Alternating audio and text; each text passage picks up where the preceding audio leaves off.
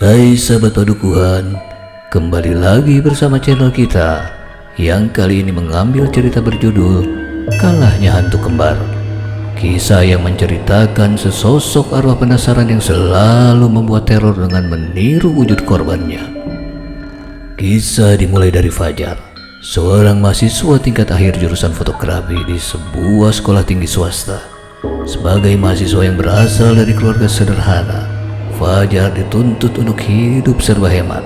Tapi saat ini Fajar harus mulai tinggal dekat kampusnya karena kegiatan yang sangat sibuk menjelang pembuatan skripsi. Hari itu Fajar mendapat info tentang sebuah rumah kontrakan dari selebaran yang tertera di sebuah warung nasi langganannya. Melihat itu, dia pun segera menuju lokasi tersebut. Setiba di lokasi, Fajar turun dari motor dan menelepon pemilik kontrakan bernama Ibu Rani yang kebetulan sedang berada di tempat. "Mas Fajar ya? Saya Rani," katanya sambil mengulurkan lengan untuk berjabat tangan. Sambil membuka pintu rumah, Rani mempersilahkan Fajar untuk masuk. "Silahkan dilihat dulu ke dalam.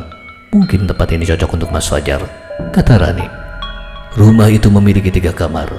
Satu di bagian kiri sebagai kamar utama dan 2 di bagian kanan. Cocok, semua perabotan sudah ada. TV dan peralatan dapurnya pun sangat lengkap. Aku hanya perlu membawa baju saja untuk tinggal di sini, pikir Fajar. "Silakan masuk ke kamar-kamar yang ada," ucap Rani sambil menunjuk ke arah pintu-pintu kamar yang tertutup. Fajar pun berkeliling memasuki setiap ruangan yang ada. Semua cocok. Ini seperti rumah yang aku impikan. Ada halaman depan, juga ada halaman belakang yang cukup luas, kata Fajar dalam hati.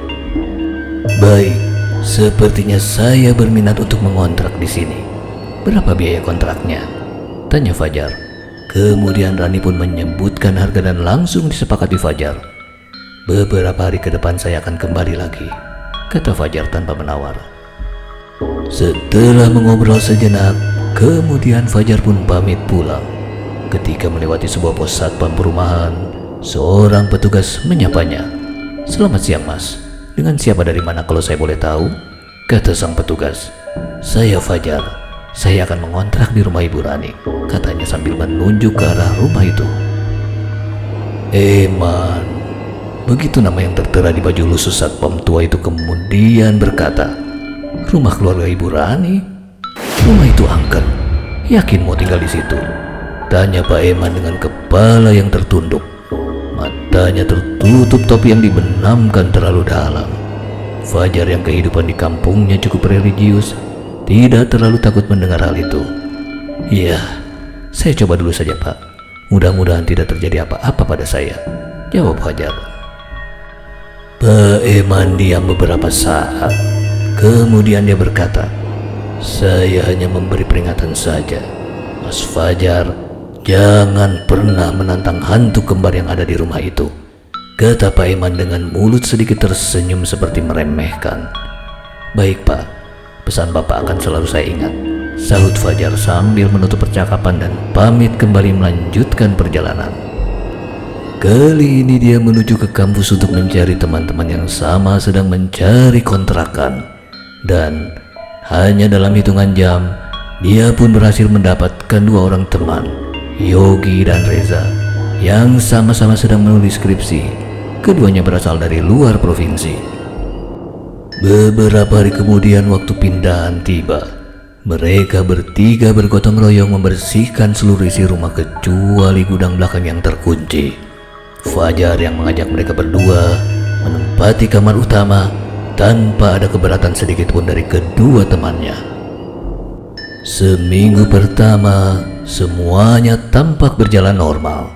Tidak ada gangguan apapun dari makhluk yang berstatus hantu di situ. Mungkin Pak Eman hanya ingin menakut-nakuti kami saja, pikir Fajar. Siang hari di minggu kedua, Yogi kedatangan seorang temannya yang bernama Egi untuk mengerjakan tugas mata kuliahnya. Tak lama berselang, di halaman belakang mereka pun mulai asik bereksperimen dengan kamera masing-masing.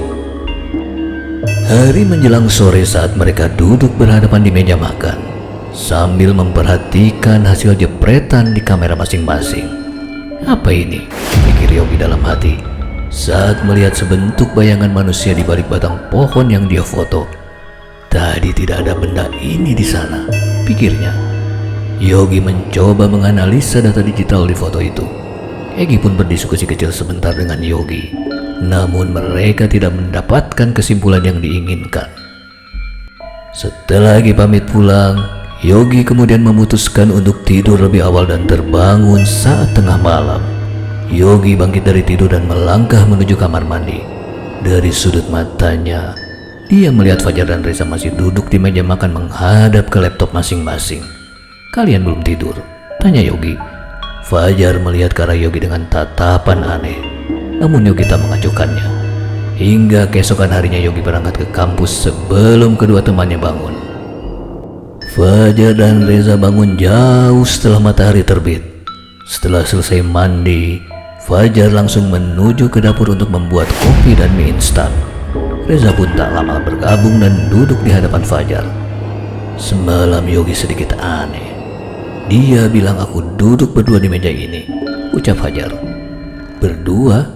Aku kan masuk ke kamar tidak lama setelah Yogi masuk ke kamar juga, sahut Reza. Nah itu, mungkin Yogi mimpi, terlalu banyak memikirkan hasil-hasil fotonya, timbal Fajar. Mereka berdua tertawa dan melanjutkan aktivitasnya masing-masing. Menjelang sore Yogi pulang ke rumah di bawah siraman hujan. Kilas, dia melihat Fajar sedang memasak di dapur. "Aku titip mie kuah satu ya," kata Yogi sedikit berteriak sambil membuka pintu kamarnya. Setelah mengganti bajunya dengan pakaian kering, kemudian Yogi keluar kamar siap untuk menyantap mie kuah panas yang dia pesan tadi. Terlihat Fajar dan Reza duduk berdampingan, bukan berhadapan seperti biasanya. "Mana mie kuah punyaku?" tanya Yogi kepada Fajar. "Mie kuah? Mie kuah apa?" Fajar balik bertanya. "Loh, tadi kan aku titip satu," jawab Yogi. "Titip satu bagaimana?" Kembali Fajar balik bertanya dengan mimik muka heran. Fajar dan Reza saling memandang. Ada yang tidak beres dengan anak ini, pikir mereka. Fajar memulai percakapan dengan pertanyaan. "Semalam, kau benar-benar melihat aku duduk berdua di sini?" "Ya, aku melihat kalian sedang menghadapi laptop masing-masing," jawab Yogi. Fajar dan Reza kembali saling berpandangan. "Dan tadi kau lihat Fajar sedang memasak di dapur?" tanya Reza. "Ya, dan aku minta sekalian dibuatkan mie kuah," jawab Yogi dengan polos. Aku jadi penasaran.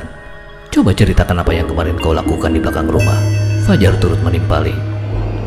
"Aku dan Egi mengambil foto bunga-bungaan dan tanaman karena tugas foto kali ini bertema flora," jawab Yogi dengan tatapan heran.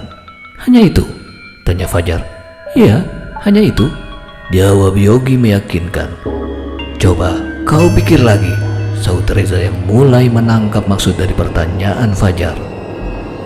Yogi pun diam dan memandang kepada mereka berdua sambil berpikir apa yang dia dan Egi lakukan kemarin. Dan tiba-tiba dia teringat perkataan Egi. "Ya ampun, waktu di belakang dia berkata ingin memotret hantu di siang bolong," kata Yogi setengah berteriak.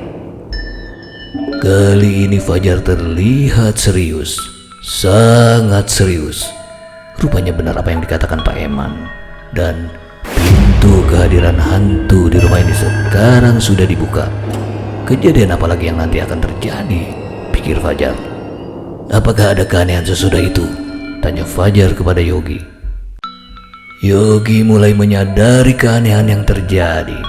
Dia terdiam dan berusaha mengingat urutan kejadian sejak Egi datang sampai dia pulang. "Foto itu, aku mendapati foto seperti ada manusia di balik pohon," seru Yogi. Kemudian dia bergegas mengambil kamera di dalam kamarnya. "Foto yang mana?" tanya Reza. "Itu, foto yang itu," tegas Yogi sambil menunjuk ke arah sebuah foto. Tampak foto sebuah tanaman hias dengan bunga berwarna kuning di situ, dan bentuk bayangan itu terlihat sangat jelas. Di belakang tanaman itu terlihat sesosok laki-laki dengan wajah pucat sedang menatap lurus ke arah kamera.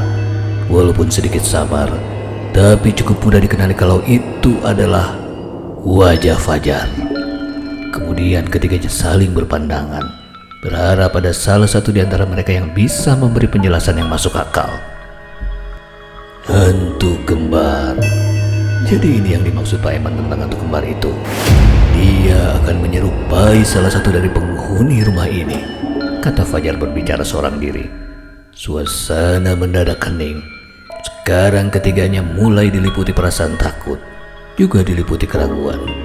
Apakah saat ini salah satu di antara mereka adalah hantu? Malam itu mereka bertiga pun memutuskan untuk tidur di kamar Fajar. Aktivitas pemotretan Yogi dan Egi dilakukan pada hari Rabu terakhir di bulan Safar dalam penanggalan Islam. Yogi mulai teringat.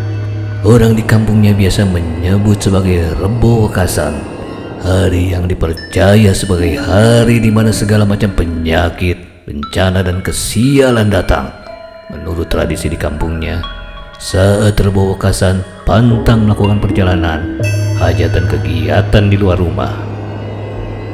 Yogi yang berasal dari keluarga yang memegang tradisi kuat sangat percaya akan hal itu, dan sekarang dia menyesali perbuatannya yang melakukan kegiatan di hari Rebo Wekasan. Fajar, Reza dan Yogi duduk berkeliling di kamar Fajar. Mereka mulai membahas kejadian ini, mencari tahu apa yang sebenarnya mereka hadapi dan bagaimana mengatasinya. Aku akan minta tolong ke orang pintar di kampungku. Dia terkenal sakti di sana. Kalaupun harus ada yang mengalah, sebaiknya hantu itu yang pindah, bukan kita, ujar Yogi. Setuju, sahut Fajar dan Reza bersamaan. Dan tanpa menunggu lama, Yogi langsung mengangkat telepon menghubungi keluarganya di kampung. Kemudian atas permintaan ayahnya, Yogi memotret rumah itu luar dan dalam dari berbagai sudut. Sambil menunggu hasil analisa orang pintar di kampungnya, mereka bertiga pergi menuju pos satpam untuk menggali informasi dari Pak Eman. Selamat pagi Pak, nama saya Fajar. Kami yang mengontrak rumah Ibu Rani, kata Fajar memperkenalkan diri kepada seorang satpam yang berjaga di sana. Selamat pagi juga, ada yang bisa saya bantu? Jawab satpam yang bernama Selamat itu. Kami ingin bertemu dengan Pak Eman. Ada sesuatu yang ingin kami tanyakan, lanjut Fajar. Pak Selamat yang sedang duduk bersandar seketika menegakkan tubuhnya. Pak Eman? Maksudnya Pak Eman yang bekerja sebagai satpam di sini? Tanya Pak Selamat. Ya, betul Pak, jawab mereka bertiga kompak. Pak Eman sudah lama meninggal, kata Pak Selamat yang membuat mereka bertiga terkejut bukan main. Dan tanpa diminta Pak Selamat pun mulai bercerita. Waktu itu dia sedang dimintai bantuan membersihkan halaman belakang rumah Ibu Rani. Kemudian kepalanya tertimpa buah kelapa. Dia meninggal di tempat dengan darah mengucur membasahi sekujur tubuh dan baju seragamnya. Mendengar jawaban seperti itu, ketiganya makin tersentak kaget bagai mendengar petir di siang bolong. Aku diperingati adanya hantu oleh hantu, pikir Fajar sambil bergidik. Tanpa banyak bicara, mereka pun kembali ke rumah kontrakan dengan terdiam. Saat memasuki rumah, tiba-tiba telepon milik Yogi berdering, dan Yogi menerimanya menggunakan speaker agar kawan-kawannya ikut mendengar. Kamu harus hati-hati tinggal di situ, terdengar suara ayahnya di ujung telepon. Menurut Mbak Zul, di rumah itu ada sosok hantu jahat yang sering menyerupai orang yang tinggal di situ, tapi hanya sebatas menampakkan diri saja, tidak lebih, katanya melanjutkan. Bagaimana cara mengatasinya? Tanya Yogi. Kamu berfoto bersama dengan kawan-kawanmu di situ. Katakan, semuanya kumpul di sini sebelum foto itu diambil, ujar ayah Yogi. Nanti Mbak Zul yang akan berkomunikasi dengan sosok yang muncul di dalam foto, tambahnya. Orang pintar itu bernama Zulkifli, biasa dipanggil Mbak Zul. Yogi dan juga orang-orang di kampungnya sangat percaya dengan kesaktian Mbak Zul. Baik, aku coba sekarang, kata Yogi mengakhiri percakapan teleponnya. Lalu Yogi masuk ke dalam kamarnya untuk mengambil kamera dan tripod. Kemudian mereka bertiga duduk di meja makan dengan wajah menghadap kamera. "Semua kumpul di sini," sahut Yogi. Dia pun menekan remote untuk mengambil gambar dan foto berhasil diambil. Setelah itu, Yogi langsung melepaskan memory card dan menyerahkannya kepada Reza. Reza dengan sigap memasukkan ke dalam slot memori laptopnya, dan tidak lama kemudian muncul beberapa gambar di layar monitornya. Apa yang mereka lihat sungguh di luar dugaan. Fajar langsung mengenali salah satu sosok asing yang ikut muncul di situ. Sosok Pak Eman. Sosok itu berseragam satpam sedang berdiri di sebelah kanan Fajar. Kemudian ada sosok seorang wanita berbaju putih dengan rambut sebahu tepat di samping Yogi, dan ada seorang laki-laki berbadan tinggi tegap berdiri di belakang Reza, ditambah dengan sosok beberapa anak kecil yang ikut berdiri di hadapan mereka, semua dengan ekspresi tertawa seram. Dengan bergidik, Yogi pun mengirimkan hasil foto ke ponsel ayahnya. Di tempat lain di kampung tempat asal Yogi, orang sakti yang bernama Mbak Zul itu sedang melakukan ritual.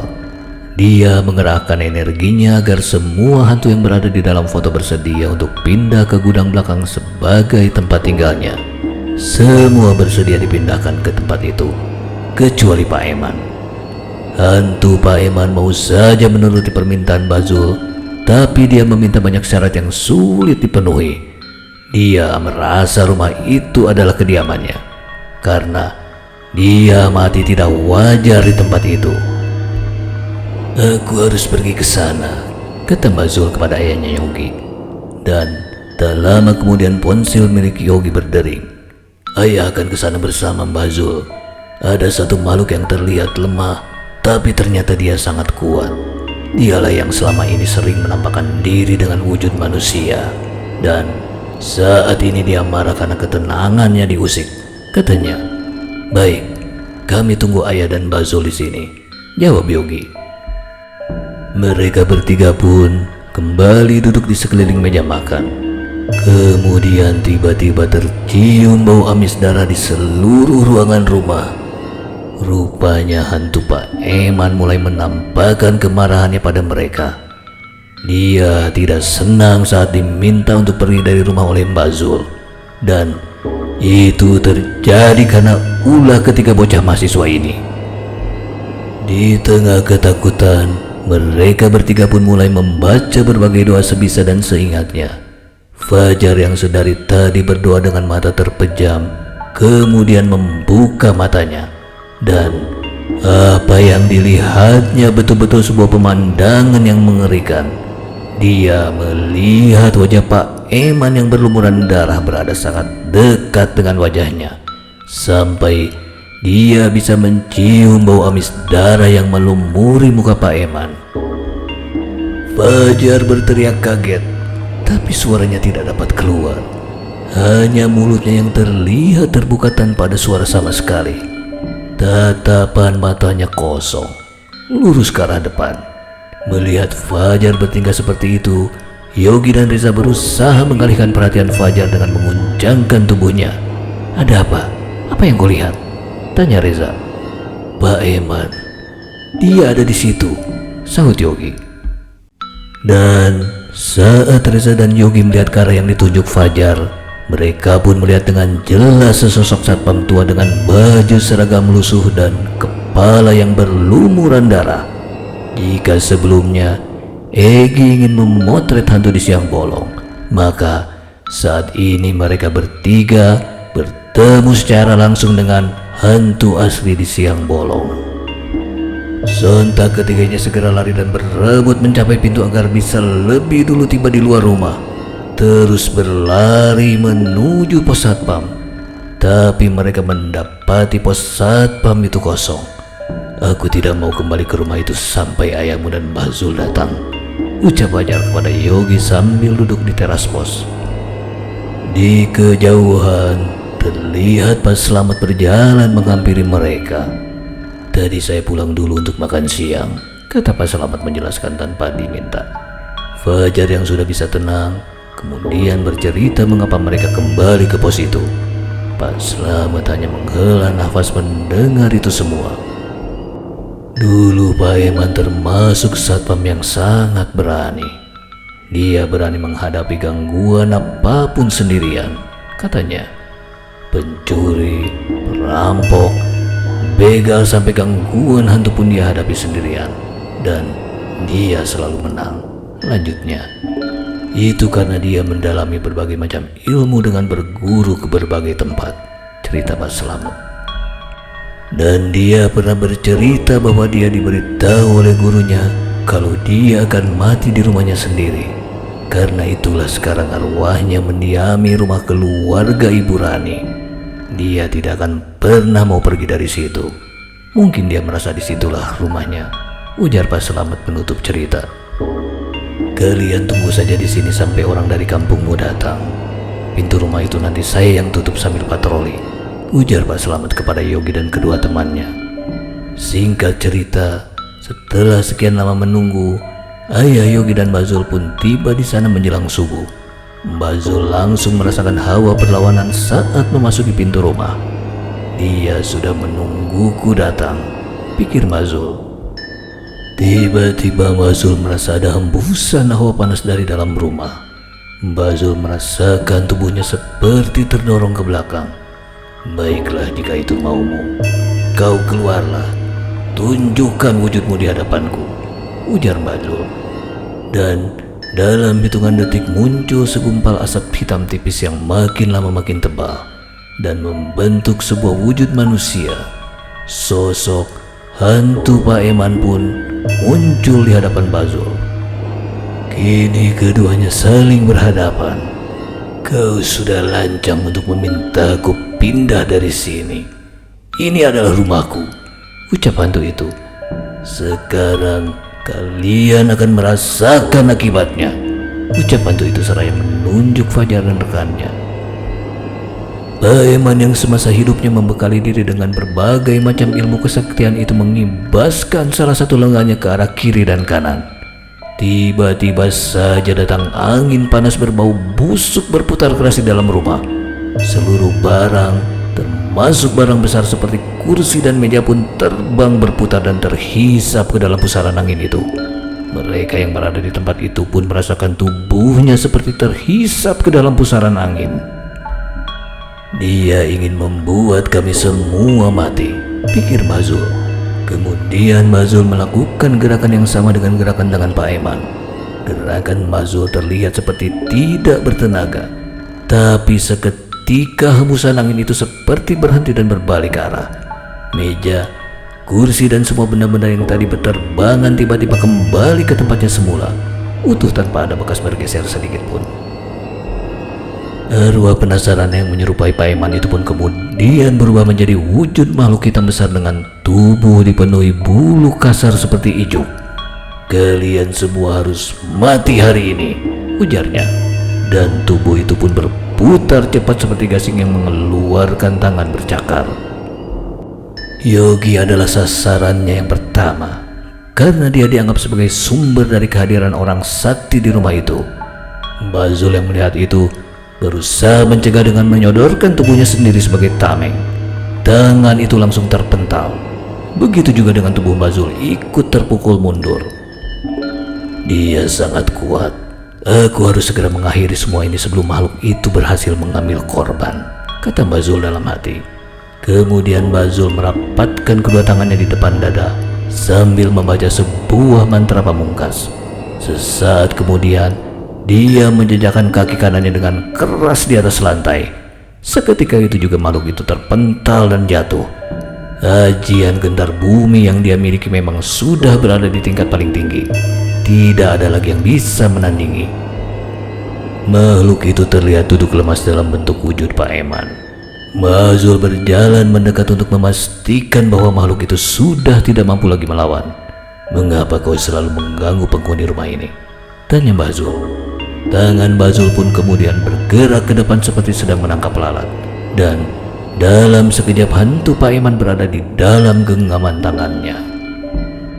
Kemudian Mbak Zul berjalan menuju ke bagian belakang rumah dan berhenti tepat di depan pintu gudang.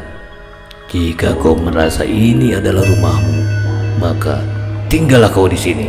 Dan jangan lagi menampakkan diri maupun bersuara kepada siapapun, ucap Mazul kepada makhluk kecil dalam genggaman tangannya itu. Kemudian telapak tangannya ditempelkan ke daun pintu dan makhluk itu pun tinggal di gudang itu selamanya. Mulai saat ini, kalian dan juga semua penghuni rumah ini di masa depan tidak akan pernah lagi diganggu hantu apapun, ucap Mazul kepada 3 mahasiswa itu.